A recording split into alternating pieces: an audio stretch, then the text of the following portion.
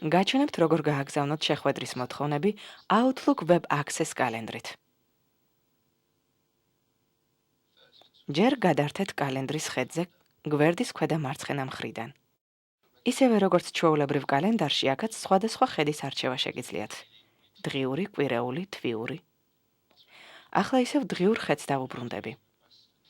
შეხვედრის მოთხოვნის შესაქმნელად დააჭირეთ ახალს და შემდეგ შეხვედრის მოთხოვნას. ამოირჩიეთ ხალხი, რომლის მოწვევაც გსურთ. ამ შემთხვევაში მე 3 ადამიანს მოვნიშნავ. შემდეგ განუსაზღვრეთ შეხვედრის თემა და მდებარეობა. განუსაზღვრეთ თარიღები ხელით, ან დაიხმარეთ დაგეგმვის ასისტენტი, რათა დაადგინოთ მოსაწვევი ადამიანების დაკავებულობის სტატუსი. ეს ასისტენტი აჩვენებს მოსაწვევი ადამიანების სავარაუდო შეხვედრებსა და დაკავებულობას. ამ შემთხვევაში ის აჩვენებს, რომ 4 შაბათს მთელი დღე თავისუფალია, ამიტომ შეხვედრას 4-ზე დავიწყებ.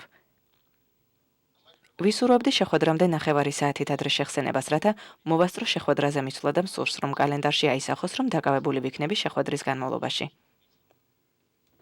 არ დაგავიწყდეთ შეხვედრის დეტალების მითითება და დააჭირეთ გაგზავნას. გაითვალისწინოთ, რომ მოწვეულ ადამიანებს ნაგულისხმევი პარამეტრით მიუვათ მოწვევაზე პასუხის გაცემის აუცილებელი კითხვა. შეხვედრის შენატანი კი განახლდება, როგორც კი მოწვეული ადამიანები პასუხს გასცემენ.